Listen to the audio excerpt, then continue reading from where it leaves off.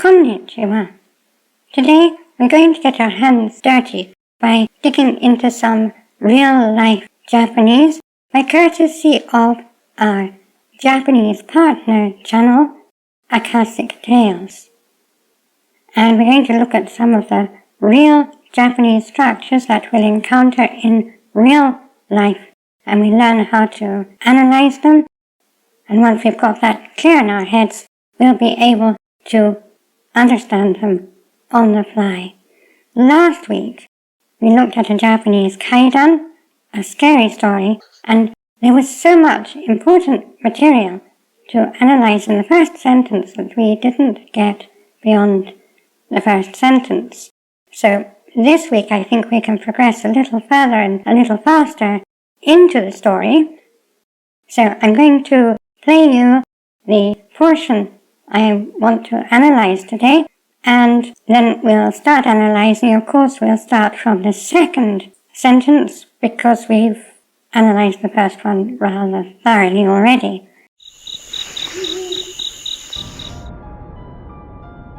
それは、ある女の子が先輩のアパートで行われた飲み会に参加した日。飲み会が終了した後、彼女はアパートを出てしばらく歩いていた。ふと先輩の家に携帯電話を忘れてきたことに気づいた。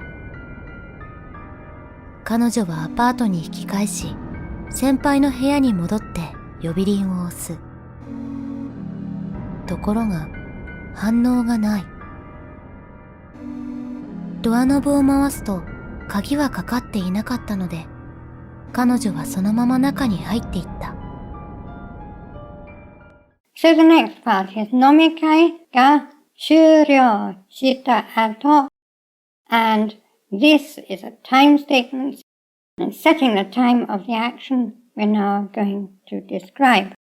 Now, strictly speaking, we should say ato ni rather than simply ato, but again, we can drop that because we're talking relatively informally. So having set the time, we then say what happened. 彼女はアパートを出てしばらく歩いた。So she left the apartment and walked for a while. So then we have ふと先輩の家に携帯電話を忘れてきたことに気づいた。ふと suddenly 先輩の家に in 先輩 's house 携帯電話 portable telephone を忘れてきたことに気づいた。忘れてきた is 忘れる forget joined to 来る。忘れてくる is literally forgetting coming, or what it means is really leaving behind. 忘れてきた coming while having forgotten her portable telephone in senpai's apartment. ことに気づいた she realized that that's what she'd done. Koto makes a noun or bundles everything before it into that noun. So forgetting her phone in senpai's apartment was the koto that she now realized. So why is it koto ni kizuku and not koto wo kizuku?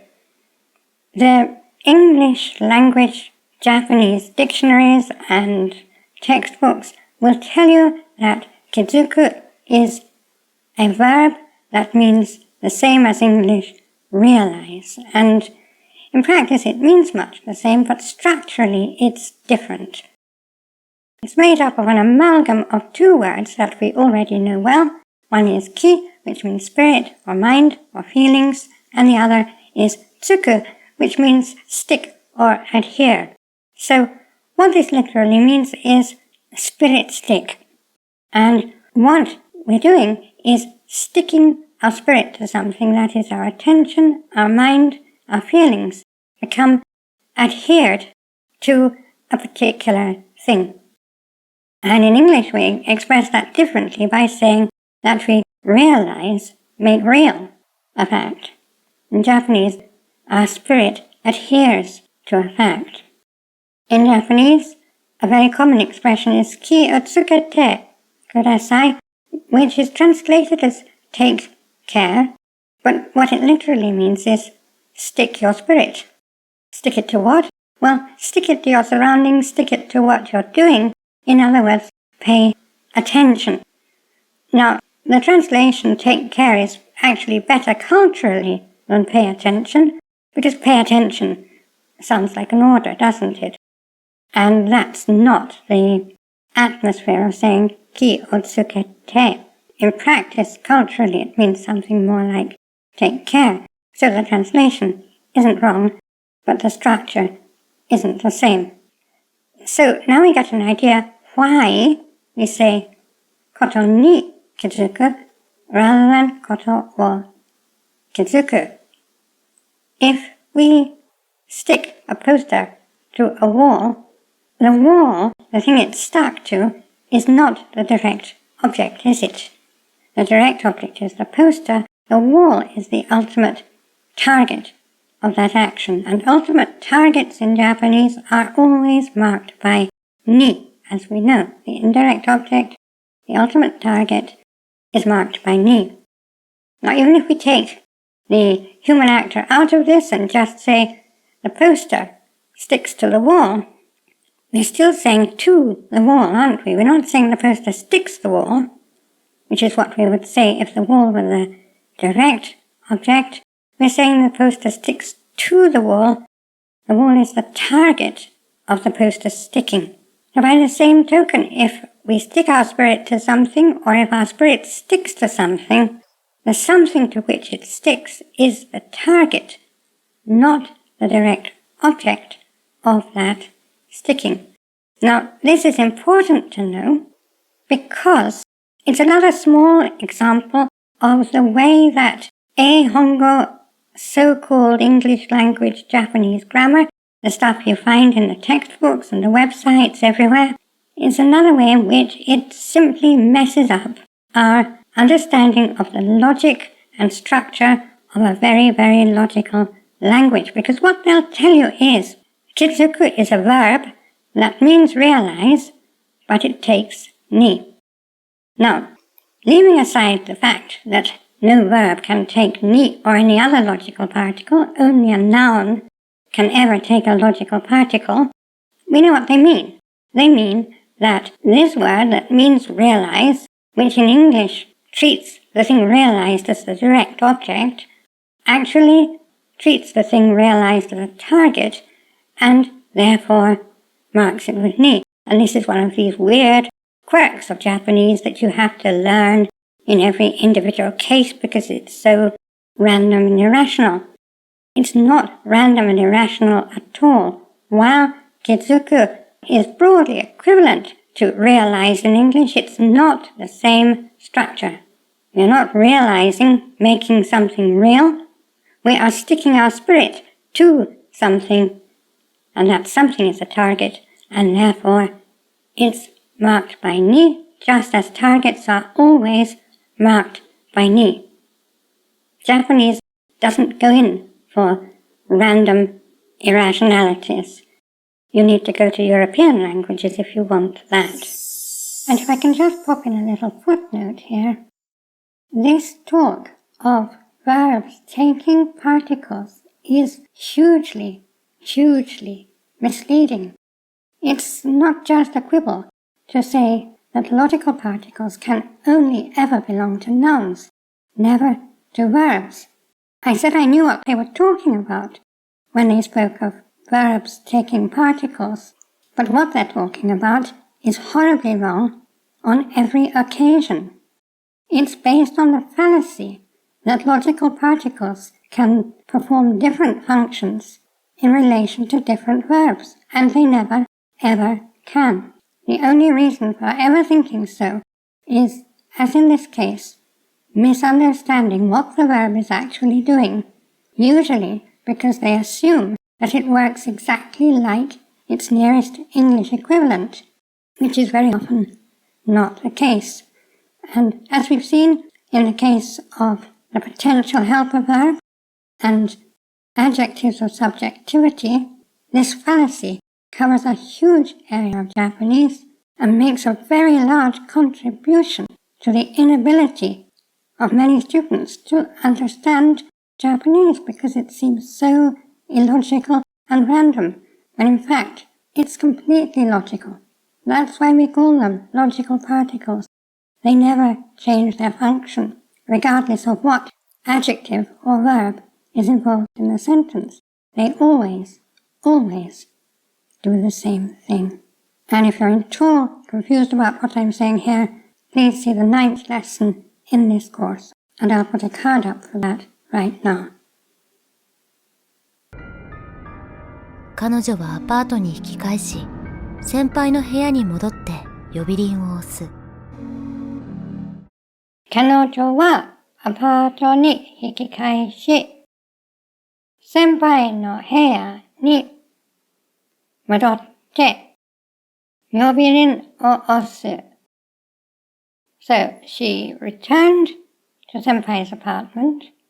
引き返し, that means return, and as we've seen before, the I stem of the verb is 引き返す, which is return, and particularly in narrative, we can use the I stem of a verb in much the same way as we use the te form of a verb to make it the first clause of a compound sentence.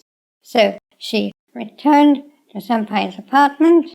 Senpai no heya ni modotte呼び鈴を押す. She returned to Senpai's room and pushed the bell. 呼び鈴, 呼ぶ is call. Rin is the on-reading of suzu, a small bell. So, 呼び鈴 is a call bell, a bell for calling. Osu, she pressed the bell, and as we've seen before, in Japanese narrative, it is allowable to use present tense sentences within a past tense narrative to add immediacy. And the sense here is that we've come to a point here, to a point almost like a landing on the stairs where we rest for a moment and make this our present. She pressed the bell. ところが、反応がない。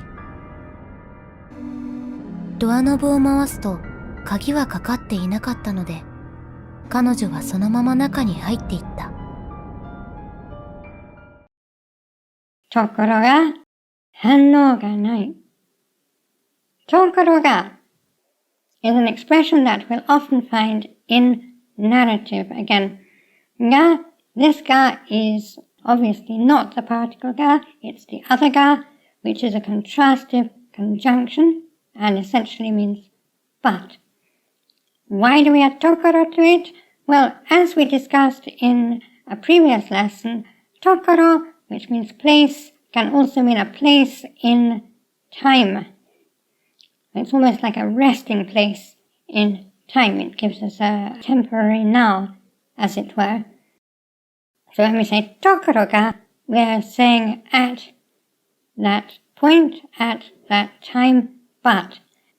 So we're using this as a narrative conjunction to mark the fact that something is happening that's contrary to our expectations or wishes. So, tokoro ga hanno ga nai.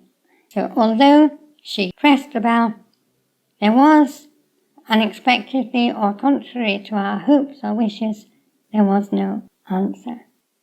And when she turned the doorknob, mawasu, as we know, mawaru is to go around. Mawasu is the other move version of mawaru, so it's to cause to go around. When she caused the doorknob to turn, when she turned the doorknob, kage wa kakatte inakatta. The lock existed in a state of not being locked, of not being hooked or hung or fixed. A slightly confusing seeming expression because it comes from the fact that Japanese people often lump together the concept of a key and the concept of a lock into one. Strictly speaking, this could be called incorrect. Really, we're saying 錠前がかかった the lock was fixed or hooked. But it's common in Japanese to say the key was fixed or hooked. 影がかかった and it would seem even a little unnatural to say it correctly. And because the door was unlocked, 彼女はそのまま中に入っていった。She went in. そのまま we've discussed in another video, and as we know, a mama is an unchanged condition. そのまま means in that unchanged condition, just as it is. And we can see here how that concept is being extended a little in a way that we'll find often. So, for example, if we're talking about edamame and we say そのまま食べる, we mean eat them just as it is. Eat them without changing their condition. Eat them without doing anything further to prepare for eating them. And this is what そのまま means here. Because the door was unlocked, she went in just like that, just in her present condition. She didn't press the bell again. She didn't wait to be invited, but そのまま, in the unchanged condition of that moment, she went in. And in the next lesson in this series, we'll find out what happened when she did go in.